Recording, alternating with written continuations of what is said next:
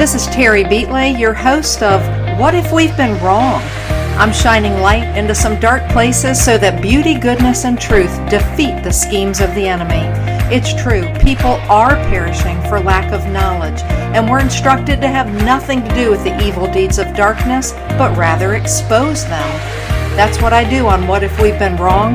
Rethink, explore, and uncover some hidden truths so that more people can experience an abundant life and the joy of being set free from the shackles that hold us in prison. Welcome to What If We've Been Wrong? All right, I want you to walk this dog with me.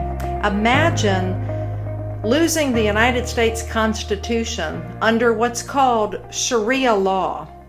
Sharia law is promoted by radicalized Islam, and we've got millions and millions of people around the world who believe in Sharia law, and they are setting out to try to take down the United States of America. This is not just an idea. They're literally implementing things right now. This has been going on for years and years, and it is time for the American public to wake up and to start caring. Sometimes I feel like we're almost, we're spoiled. We're so used to life and freedom and prosperity in the United States of America.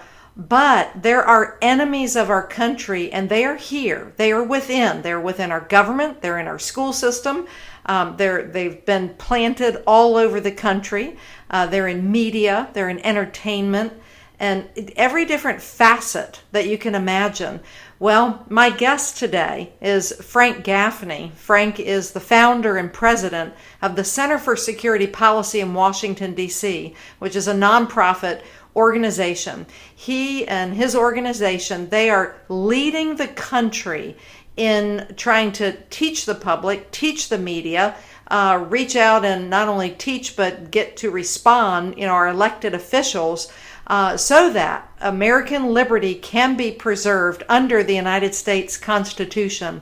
Frank is an expert in Sharia law and the threat to America, which happens to be the name of his book, Sharia, the Threat to America. And he's the publisher of over a dozen other books and monographs from the Center for Security Policy Press. Back in 1987, Mr. Gaffney was nominated by President Reagan to become the Assistant Secretary of Defense for International Security Policy, the senior position in the Defense Department with responsibility for policies involving the United States and the USSR relations, and a whole host of other things.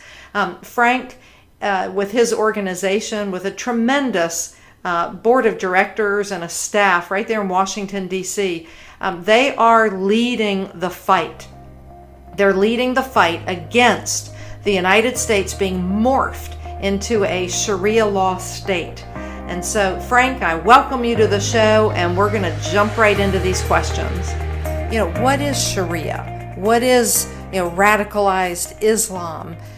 So let's just open it up with that. Can you explain to us what are the basics of Sharia that you would want every American to know? Sharia is a term that is not familiar to most Americans. It is what I consider to be the DNA of Islam. It is made up of the holy texts of the Quran, the Hadiths, and other writings by or about Muhammad that make up a path, as it's called, for all faithful Muslims to follow. And this Sharia path, if you will, has a sort of a thin veneer of religiosity to it. That is to say, it tells people how many times they have to pray, in which direction, what they say when they do it, what they wash, what they eat, what they don't eat, and so on. The rest of it, though, is a political, military, legal doctrine, or ideology, if you will, code, that is intended to govern all aspects of a Muslim's life. And while there are lots of Muslims who don't follow that path, who don't practice their faith in accordance with Sharia, that don't seek to impose it on anybody else, there are many, hundreds of millions of Muslims who do. In fact, the authorities of the faith say that is the true faith, and that that's what you're supposed to do.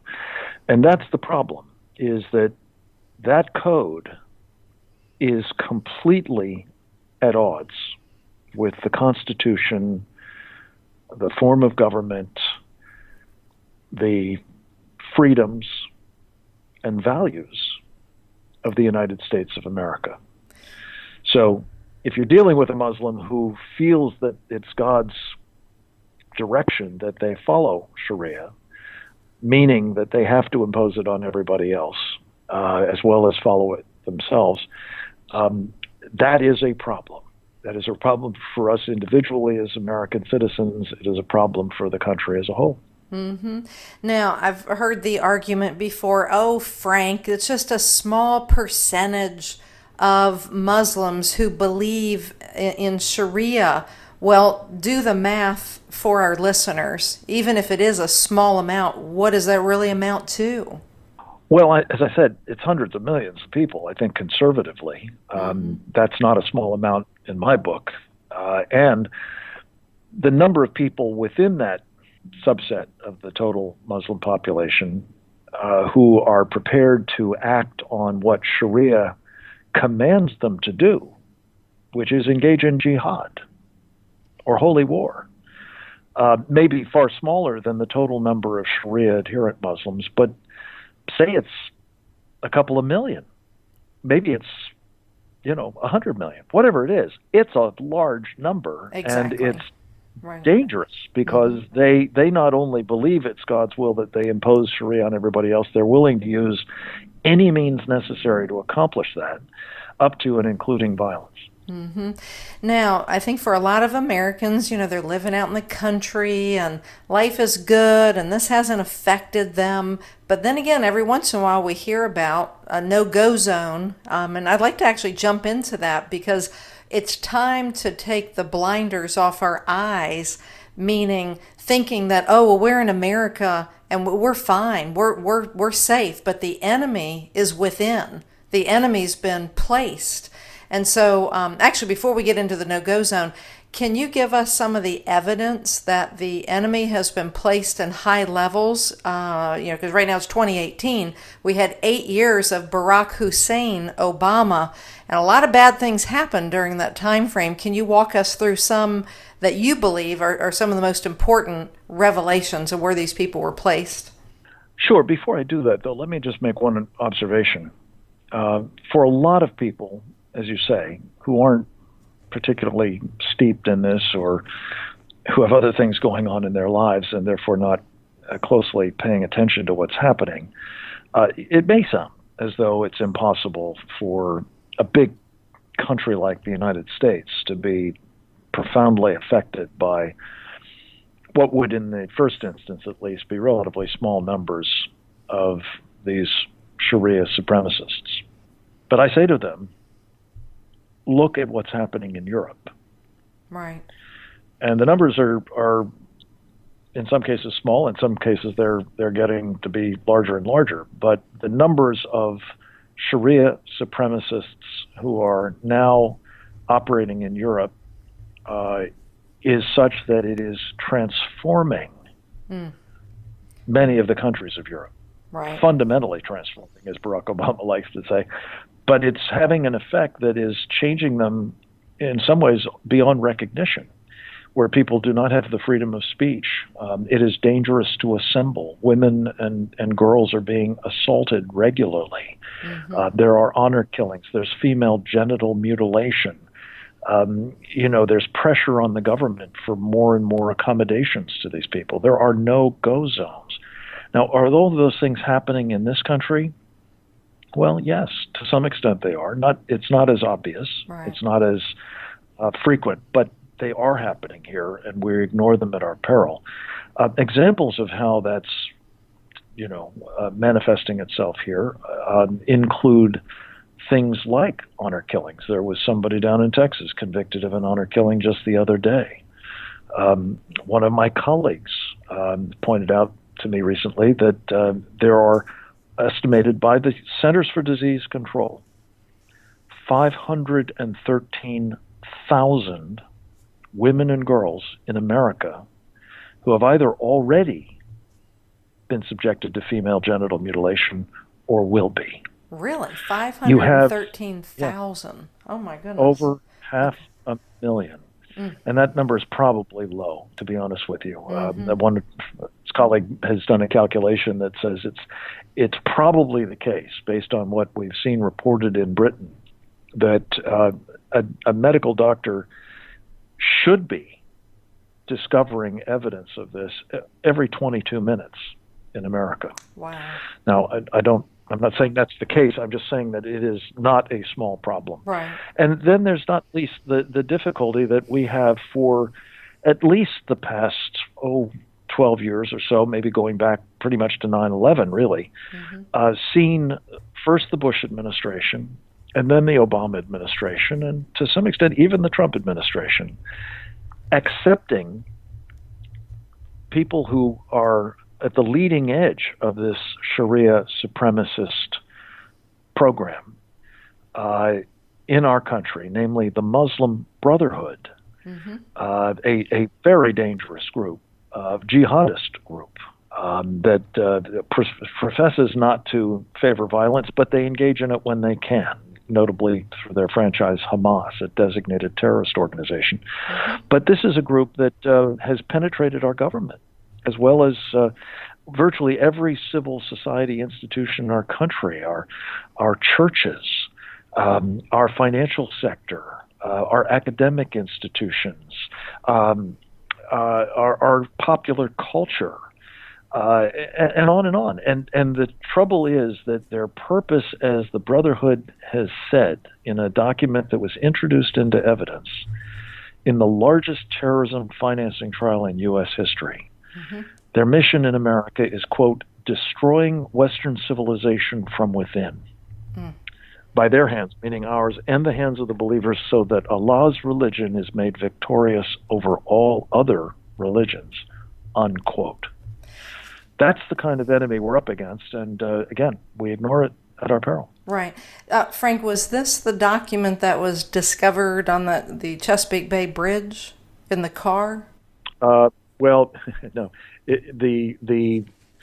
You're right. There was a traffic stop on the Chesapeake Bay Bridge back in 2004, and subsequently the FBI raided the home of the couple that was picked up there because the driver was wanted on a material witness arrest warrant out of Chicago for fundraising for Hamas, that designated terrorist group. But in his home in Annandale, Virginia, a suburb of Washington, D.C., were found a whole bunch of documents that made up the archives of the Muslim Brotherhood in North America, one document of which was this one called the Explanatory Memorandum. And that's the document, that strategic plan, a secret plan for destroying the United States from within by our hands, was discovered in that Annandale home. Okay, that's right. It wasn't in the car, it was in the home. Okay, so to destroy Western civilization from within. So they're well thought out, they have a plan, they're working their plan. Because if a door gets shut, Frank, they don't stop. They just look for another door, right? Correct. Okay, I want to kind of delve into, during the 8 years of President Obama, a lot of these Muslim Brotherhood people were placed in certain areas of government, were they not? They were. Some of them were actually hired by the government and working in jobs, paid for by the taxpayer. Some of them were working in advisory committee roles. Notably, I just met one the other day, as a matter of fact, one of the most prominent ones, who ran for 8 years, either as the vice president or president, the largest Muslim Brotherhood front in the United States. His name is Imam Muhammad Majid, and he was the past leader of the Islamic Society of North America. And I actually caught up with him in U.S. government-sponsored event, the ministerial meeting that Mike Pompeo, the Secretary of State, held last week. Right. So there he was, deep inside the wire, even under the Trump administration. But during the Obama administration, he was on the advisory council to the Department of Homeland Security. And in that capacity, he helped basically blind our law enforcement and military and defense personnel, specifically the Homeland Security people, but all the rest were affected as well, to the nature of the danger that he, among others, represents. Okay, but walk us through some of the details. How does somebody like that blind our law enforcement officials? Just walk us through a couple of examples. Mohammed Majid is a prominent imam at a mosque complex based in Northern Virginia, the Adams Center, the All Dulles Area Muslim Society Center. He has been running influence operations against prominent figures in Washington for many years. He has identified himself in their eyes as a Muslim clerical leader and outreach partner. He has a coterie of Christians, Catholics, and other Christians, and rabbis, Jewish champions who profess that he's a bridge builder and an interfaith dialogue partner that they should, help promote. And not least during particularly the Obama administration, where they were very, very big on outreach to and embrace of, and for that matter, empowering the Muslim Brotherhood. The fact that he was running the largest Muslim Brotherhood front in this country wasn't a disqualifier as far as they were concerned. It was a validator. Wow. It just seems incredible, the level of deception, and I know this is what they operate off of, is that it's okay. In fact, it's what encouraged, there's a word for it, and I know you know what that word is, that they're encouraged to lie. To lie. As a Christian, we're not supposed to lie, but I mean, with them, it's okay, right? To lie to get you to where you need to go. Yeah, it's again baked into Sharia that if it will help advance the faith, it is perfectly fine. Not only is it acceptable, it is obligatory. They call it taqiyya. Sometimes these people are in, like you said, advisory roles, such as Huma Abedin. Can you walk us through her past, what you know of? Who was this woman who partnered up with Hillary Clinton for years and was privy to all this high-level information? Who is this woman, and why should Americans, why should we care about who this woman was? Well, she was not in an advisory role. She was an advisor, yes, but she was one of those government employees that I was talking about. She became a special government employee at one point, but she was a full-time employee, I believe, starting shortly after she served as an intern for Hillary Clinton in the White House when she was First Lady. She went on for another 16 or 17 years, I think. I believe she's actually still working for her, but she was with her at her side through her various roles as First Lady, as a Senate candidate, as senator, as a presidential candidate, as Secretary of State, as a presidential candidate again. She is a very close confidant of and an enabler of a lot of what Hillary Clinton was doing, among other things, with that email server. Mm-hmm. Her family business, in which the Muslim Brotherhood set up her father and mother initially, but for whom she and her sister and brother all worked, was something called the the Institute of Muslim Minority Affairs, IMMA. And its mission for the Brotherhood was trying to make sure that where populations, as in this country, of Muslims are in the minority, they should stick to themselves. They should remain Sharia compliant and should eschew integration and assimilation into the larger society. That was a high Muslim Brotherhood purpose because that enabled the brothers to dominate that population and in turn to make them more devout, if you will, more radical, if some say, or simply more Sharia supremacist. And that is a real problem. The fact that this woman had access to all kinds of classified information, that she was unmistakably, taking certain liberties, as was her boss. With that classified information, she was helping shape policies that furthered the agenda of the Muslim Brotherhood, something Michelle Bachmann pointed out and was roundly denounced for doing so on the Senate floor by John McCain. But this woman, I believe, has a very problematic personal history. I'm not even talking about Anthony Weiner and all of that. I'm just talking about the Muslim Brotherhood piece. And yet she held one of the most sensitive jobs in the entire United States government. Frank, I've got to take a break right here, but when we come back, I'd like to walk through her family history. If I understand correctly, you know who she's connected to, who she's the daughter of, and why Americans ought to care. So we'll be right back. The goal is to deliver a message of truth, inspiration, and hope to the world, to unite people from all backgrounds and beliefs in an effort to advance humanity. News blogs, informative podcasts, and entertaining videos. It's AmericaOutloud.com, where the conversation never ends, with 24/7 streaming on our free apps on both Android and Apple. Welcome to the new era in communications, America Out Loud Talk Radio.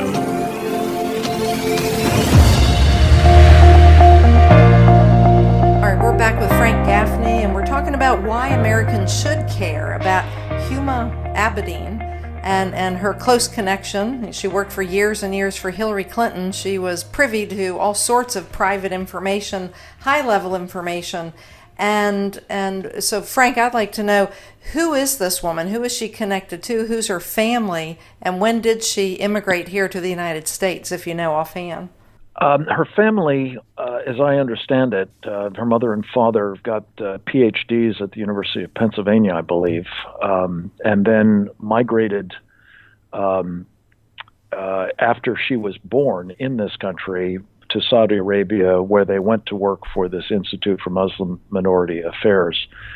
They were set up in that business by one of the top Muslim Brotherhood financiers in Saudi Arabia, who wanted them to work on this project that would help promote this idea that Muslims in non-Muslim lands should stick to themselves and basically follow the traditions of Sharia.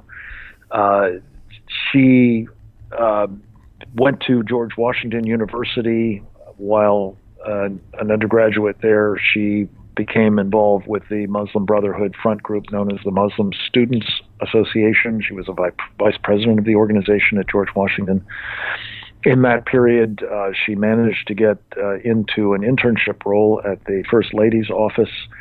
I don't know this for sure, but my suspicion is that this might have been engineered by a very important Muslim Brotherhood operative by the name of Abdurrahman al-Amoudi, who at that time had very deeply penetrated the Clinton-Gore administration. But however she managed to get in there, she never left Hillary Clinton's side from that point forward.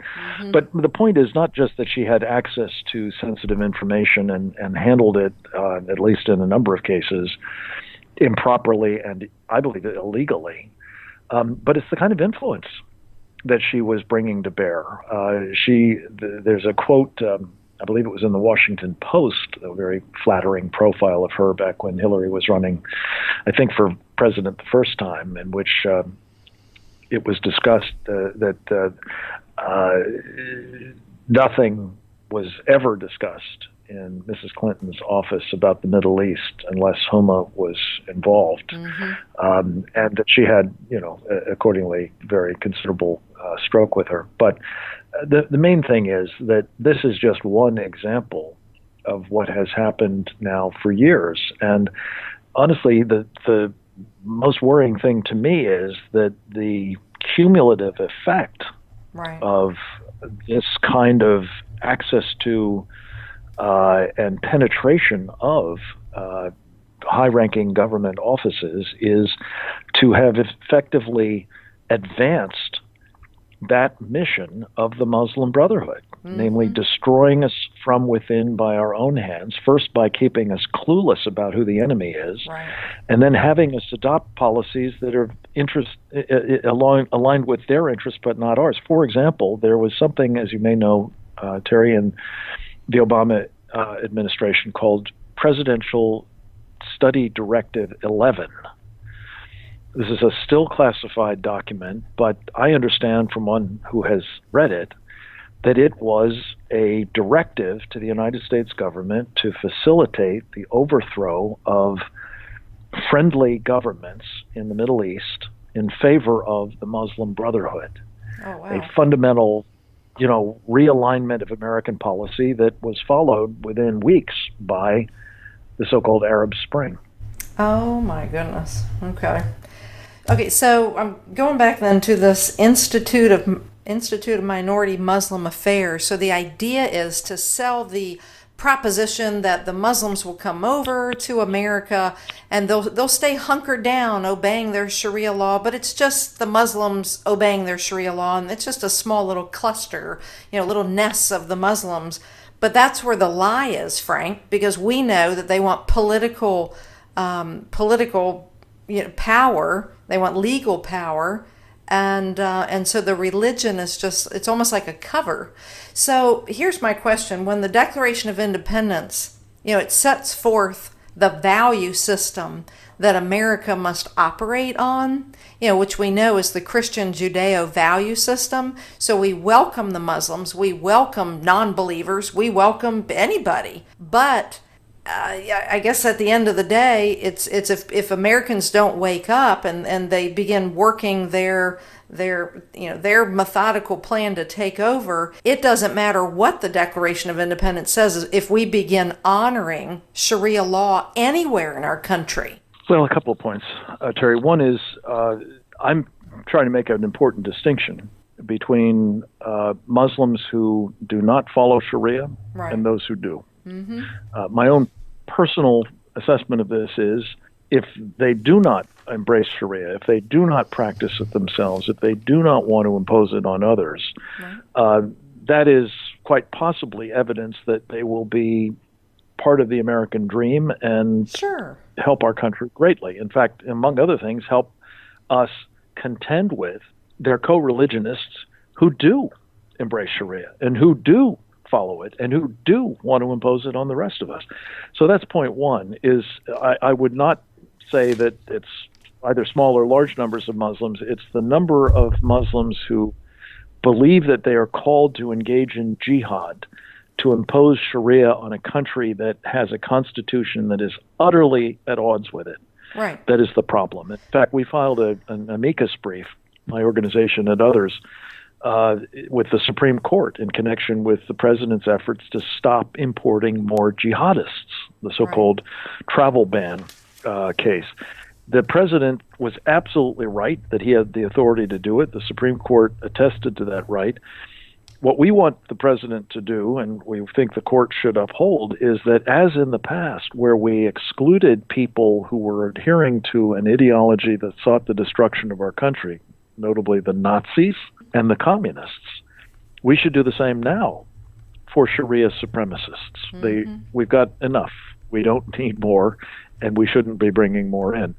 So the question is, in part, how do you, ensure that Muslims who come here, A, don't want to overthrow our country, and B, do want to be part of the American dream. And one of the things that you want to stand against in that regard is any institution, any organization, any ideology that says, no. Muslims need to embrace and practice and try to impose this anti-constitutional doctrine of Sharia. Well, okay, what power do we have to find out what's being taught just like you asked and other people have asked. I think it was Rahim Kassam, went into the mosque after the, San Bernardino shooting, and he asked the cleric there, what's being taught. So my first question is, do we have to go underground, or our investigators to find out what is being taught at these mosques, and what can we do about it when we do find out a mosque is teaching, overthrow and all that? What are our choices? Well, it's very important, I think, to again separate a religious practice that has certain traditions from a political and legal and military doctrine that is all about replacing our constitutional republic with a theocratic form of government ruling under Sharia. And if you're dealing with the first, that is to say, those religious practices that are innocuous, those are protected under our Constitution. So we're not talking about doing something to stop that. Right. What we have the right to do, and I believe a legal duty to do, is to prevent seditious, subversive, and ultimately violent efforts to overthrow our country in the furtherance of Sharia. And we have laws on the books that enable us to protect ourselves against that. And I believe that mosques should be monitored to ensure that they're only doing the first and not the second. And if they are doing the second, then I think we have legal remedies for taking care of that, and they should be followed. Okay, going back to the Trump administration, what has, in your opinion, what has Trump done correctly? I mean, so you're in agreement with the travel ban, which he was so ridiculed. I mean, you look at what Merkel did to poor Germany. So I was in support of Trump's position the entire time. What other things, in your opinion, has he done well in terms of dealing with this? I think that is an example of a different attitude towards the problem. And I've used as sort of my touchstone in all of this a really important speech that he made on the 15th of August, 2016, in Youngstown, Ohio. It was one of the few speeches that he read entirely from the teleprompter. It was very carefully done, and he didn't want to misspeak. And in the course of that speech, he really laid out a comprehensive policy for dealing with this threat, starting with understanding the nature of the enemy. He called it radical Islamic terrorism. He worked through the fact that it follows and is informed by and seeks to promote Sharia, this totalitarian ideology. He made clear that we were going to stop importing more of these jihadists. He talked about destroying ISIS. And he also talked about going after the networks that radicalize in our communities, by which I believe he meant the Muslim Brotherhood. So one of the things that he has talked about doing since he's come to office, but has not yet done, I'm sorry to say, is designating, as it should be, the Muslim Brotherhood as a terrorist organization. That's, I think, still being discussed. It has not been acted upon thus far, but it needs to be, because it is, in fact, a terrorist organization, and it poses a very, very serious threat inside our own country as well as elsewhere. Right. Okay. All right. Now I'm going to pivot over to your friend Rahim Kassam, if I'm pronouncing his name correctly. He wrote a book called No-Go Zones in America, Where Are They? How Sharia law is coming to a neighborhood near you. Explain what this is like now, these no-go zones. What are they in America now? Let's first start with that. And what is it like? Rahim is a very gifted journalist and writer and observer and analyst. And I think this is a really important book. He started by going to visit personally no-go zones in Europe. So he knew what to look for. And even though there's been a lot of dismissal of the idea that there are such areas where essentially they're called no-go zones because the authorities of the countries involved are fearful to enter them because they risk being attacked. They risk having their vehicles torched, or perhaps their personnel very badly physically harmed. Mm-hmm. He took the insights that he got from visiting a number of nations in Europe where he found these areas and came back to the United States to see if he found them here. And he told me, actually, on the margins of an address he gave to us, which is on YouTube, and I think you've come across it, excuse me, that he actually wanted the title to be different.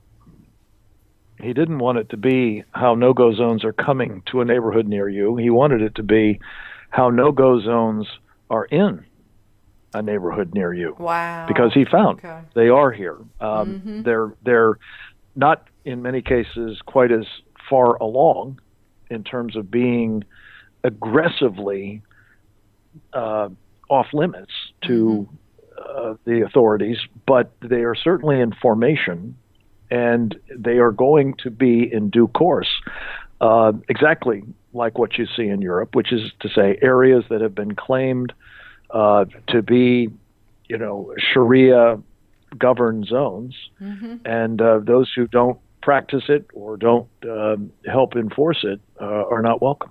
Wow. All right, we're going to be getting to more of an action plan in just a couple minutes, but I know you interviewed, let's see, I'm forgetting her name, but I think she was from Austria. Is that right?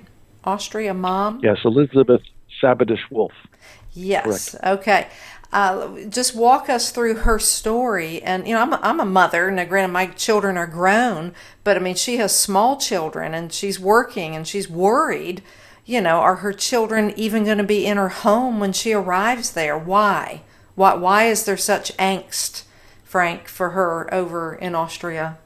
Elizabeth is a fascinating and very impressive woman, notably for her courage.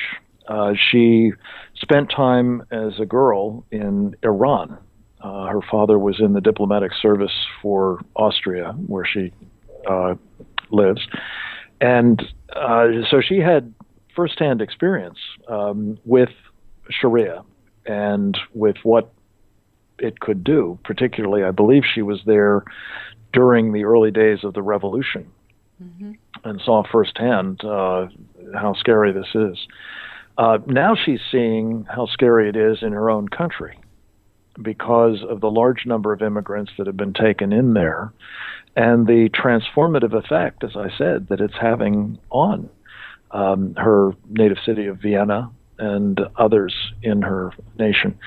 And she's fearful for her children because she has neighbors who are refugees, Muslim refugees, who have been installed in, I can't remember whether it's her apartment building or the one next door, but her school-age children are at some risk because Elizabeth has drawn upon her knowledge of Sharia to talk a bit about it. In one instance, she was blindsided by a journalist who recorded her saying something about how Muhammad, the Prophet of Islam, had married one of his wives at age 6 and consummated the marriage at 9.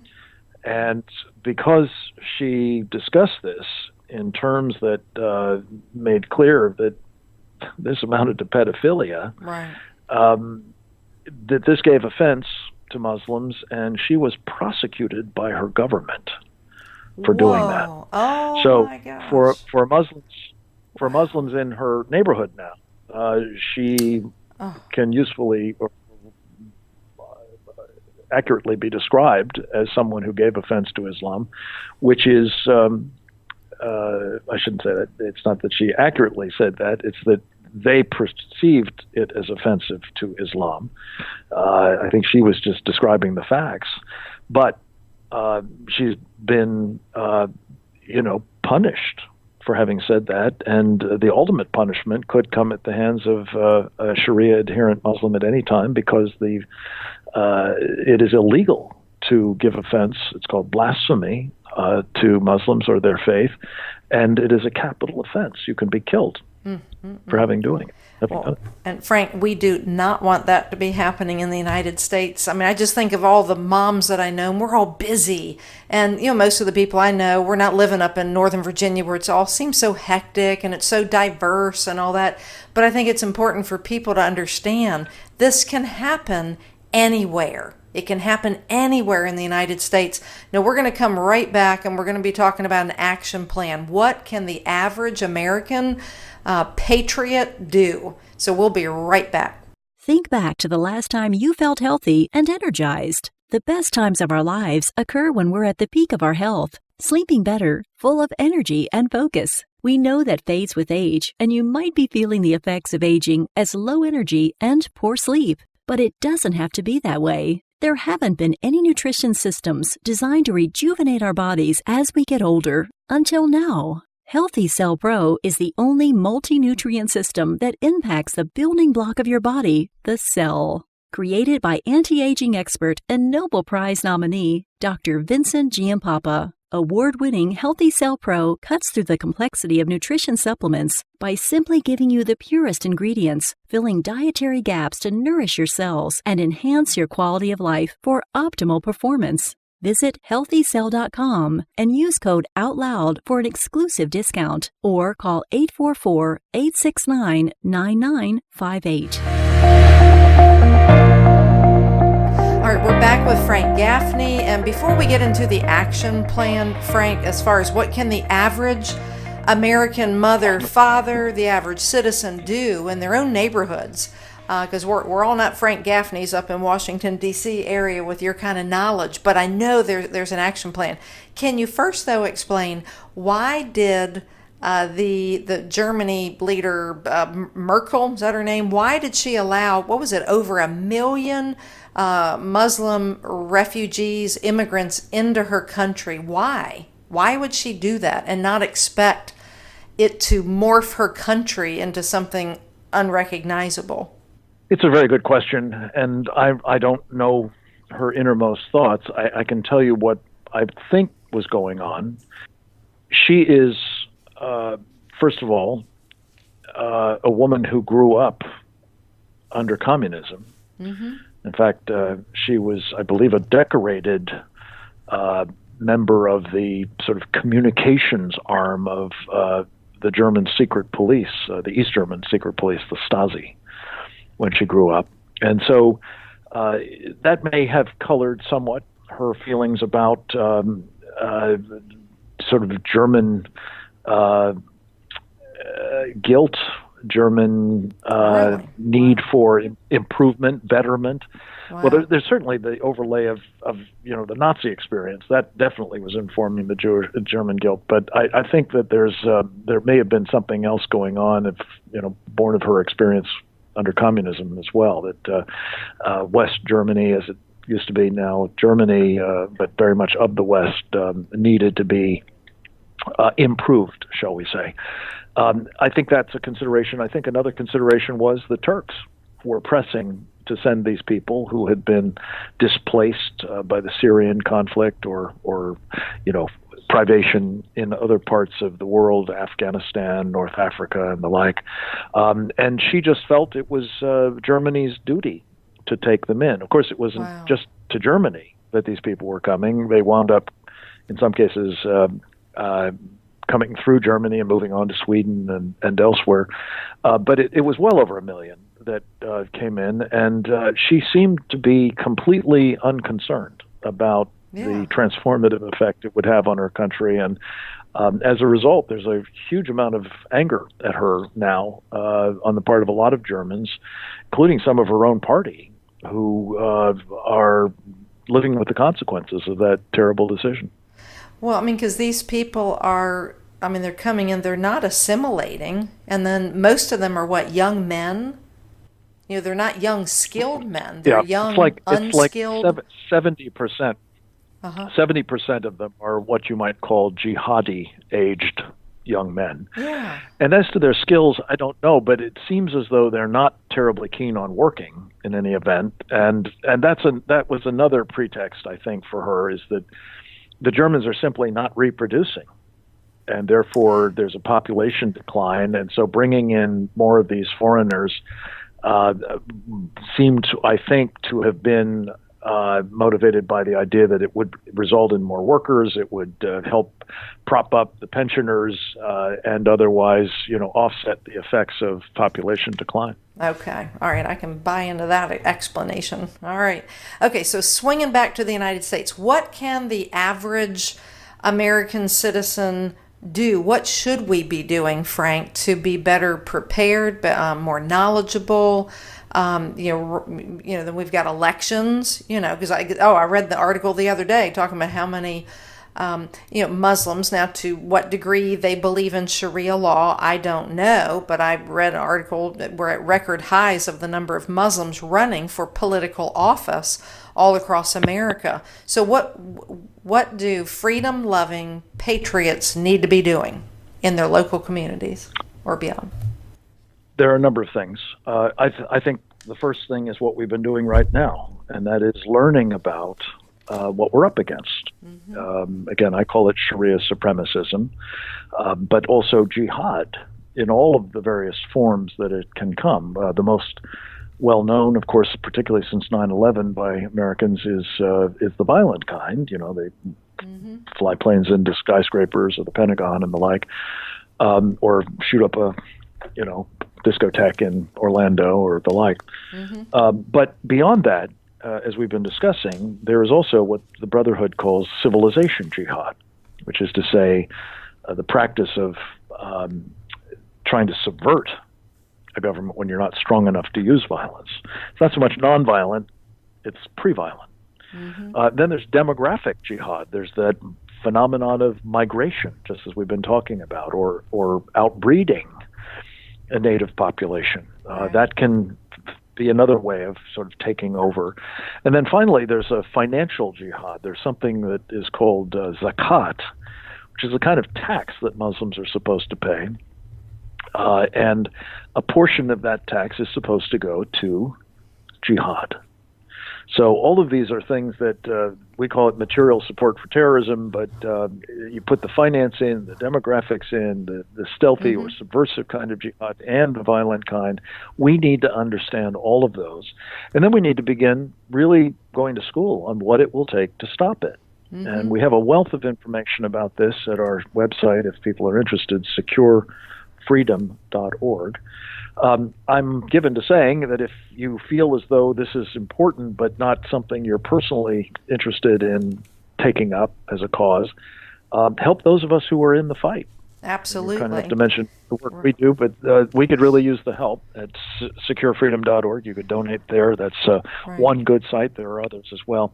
And then finally, to the extent you do want to help personally, there are some specific things, and I'll just tick these off very quickly. Sure. One is to begin educating your family, your friends, your neighbors, and your coworkers. They need to know what you learn about this, because all of us are in this fight, whether we want to be or not. They're going to be working to make all of us submit, whether we want to or not, and we need to be smart about it. We need to engage our elected representatives. As you know, Terry, and I'm sure your audience does, there are elections taking place this fall, at least for the next couple of months. All of these politicians are very interested in what you think. Now, that may not last past the election, but for the next couple of months, you've got their attention. And if you tell them that this is one of the things you're thinking about, you're worrying about, you want to know what they're going to do about it, specifically standing up against Sharia, trust me, that will have a very salutary effect on those politicians. They'll begin thinking about it. They'll begin learning about it themselves. They'll realize that there are constituents out there that are concerned, and they will be more so too. I think that we need to ensure that our media is dealing with these issues, both more regularly, more comprehensively, and certainly more accurately. Right. Most of them have given a pass to all of this, as you know. We need to insist that our children are not propagandized in school to make them all practice being Muslims and saying the Shahada, the testimony of faith, going to mosques, dressing like Muslims, fasting and so on. That's not something Christians could do, or Jews, or as far as I know, Hindus or Buddhists or anybody else. Right. It's unclear to me how it is that Muslim Sharia supremacists can get away with doing it in our schools, in our curricula. And finally, I just think this is hugely important. We need you to do what we're doing right now, Terry. Mm-hmm. Exercise your freedom of speech. Mm-hmm. There are a lot of people who want you to be censored. You may already feel pressure to censor yourself when it comes to talking about these things or expressing your concerns about them. We mustn't be stifled. We must exercise our freedom of speech, or it will be gone. So those are just a handful of things you can do personally. Well, that's great. I was actually taking notes as you went down the list. Now, I know you used to have like a 10 or a 12-part educational course that somebody could take at securefreedom.org. Is that still available? It's still there, yeah. And another way to get it is MuslimBrotherhoodInAmerica.com. In America. It's a free 10-part course. Okay. It's a little, a few years old now, but I think the basic tenets and information is still accurate and still needed to be understood. So thank you for calling attention to it. This is something that could be shown at churches. I mean, we need to be aware. And then, now I'm going on down. So educate family and friends and in your community. Engage the elected officials. Okay, if I was a Muslim Brotherhood supporter or part of it, one of the first people I would go to would be the elected officials. Or I'd make sure I give him a really handsome donation while he's running for political office, because the sad part is money talks when you start talking about politics. So are you finding that they're courting people on both sides of the aisle, not just Democrats, but the Republicans too? Oh, very much so. Look, and again, this is not in any way meant to say that people, because they're Muslim, shouldn't participate in the political process, whether it's as contributors or voters or candidates for that matter. It is to say, if you can't honestly take an oath of office, you shouldn't be a candidate for office, it seems to me. And you do have the problem of taqiyya. You have people who have sworn an oath, sometimes on a Quran rather than a Bible, but they don't mean it when they say that they will defend and protect the Constitution of the United States, because they know it must be replaced by Sharia. Right. And to those candidates, it seems to me it is imperative that the voters ask them about their fealty to Sharia, and draw them out on it. And again, there may be taqiyya involved there too, but at the very least, we need to know where people stand who are candidates for office or supporters of candidates for office, who may think that with their candidates in office, if they've given enough money or if they've given enough votes, they will be able to bend them to their will. Mm-hmm. And there's a lot of that going on. And it is on both sides of the aisle. You're absolutely right. But I think there's something else at work, and it needs to be said. As it happens, just yesterday, the Attorney General of the United States made a very important announcement that in the interest of protecting freedom of religion, which is, of course, an unalienable right under our Constitution, as you know, the Department of Justice is standing up, I believe they call it a task force, on religious freedom. And one of the areas that they're going to be investigating is something called the Southern Poverty Law Center's activities, SPLC as it's better known, has been an incredibly powerful political warfare instrument.